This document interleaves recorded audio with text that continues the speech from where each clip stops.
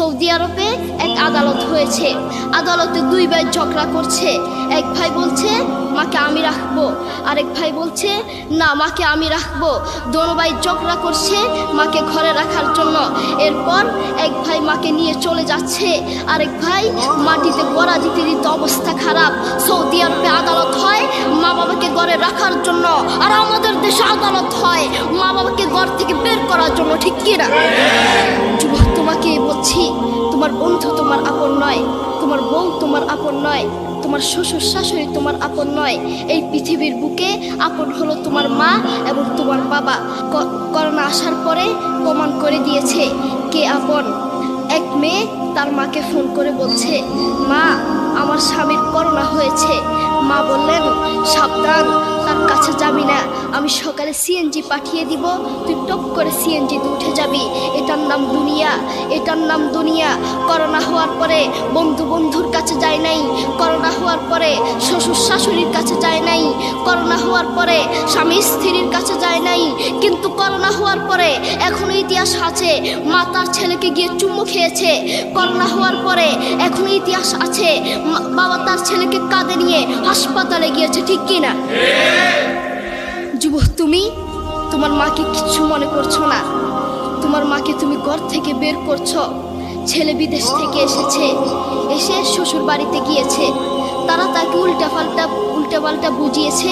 এখন বাড়িতে এসে সে বলছে, মা তুমি আমার টাকায় খাও, আমার ঘরে থাকো, আবার আমার বউকে পিটাও। এই কথা শোনার পরে কি কোনো মার কলিজা আছে?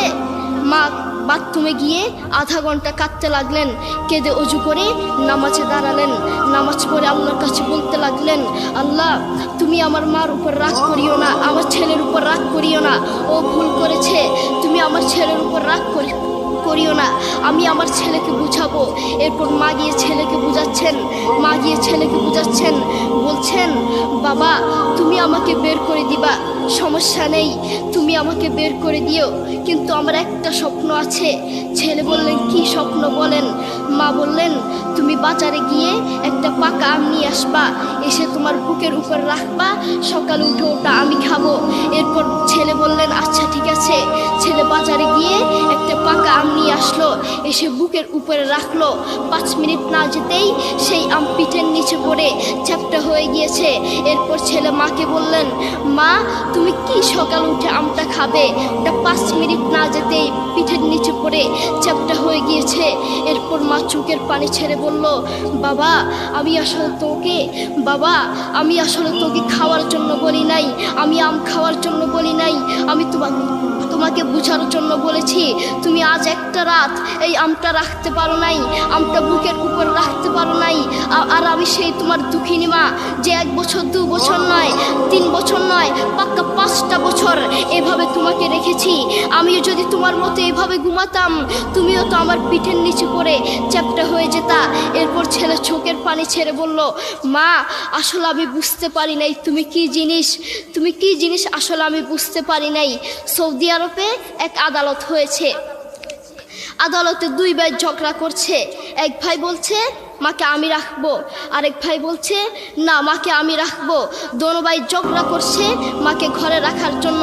এরপর এক ভাই মাকে নিয়ে চলে যাচ্ছে, আরেক ভাই মাটিতে গড়া দিতে দিতে অবস্থা খারাপ। সৌদি আরবে আদালত হয় মা বাবাকে ঘরে রাখার জন্য, আর আমাদের দেশে আদালত হয় মা বাবাকে ঘর থেকে বের করার জন্য, ঠিক কিনা?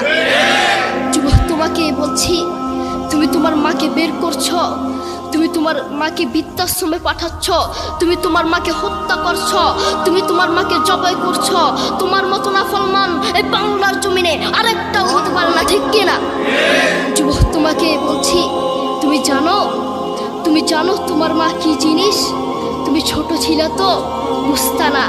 যেই মা তোমার জন্য সারাটা জীবন কষ্ট করেছেন, মাথার গাম পায়ে ফেলেছেন, সেই মাকে তুমি ঘর থেকে বের করে দিয়েছ, সেই মাকে তুমি বৃদ্ধাশ্রমে পাঠাচ্ছ। তুমি জানো তোমার মা কি জিনিস? তুমি খোঁজ নিয়ে দেখো, তোমার মা কিছু খেতে লাগলে তোমাকে ছাড়া খেত না, তোমাকে ছাড়া খেত না, অল্প একটু খেত আর সব তোমার জন্য রেখে দিত।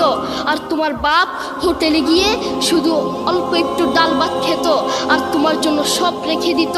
তোমার মার তোমার প্রতি এত মায়া, তোমার বাবার তোমার প্রতি এত মায়া, সেই বাবাকে তুমি ঘর থেকে বের করছো, সেই মাকে তুমি ঘর থেকে বের করছো, বৃদ্ধাশ্রমে পাঠাচ্ছ।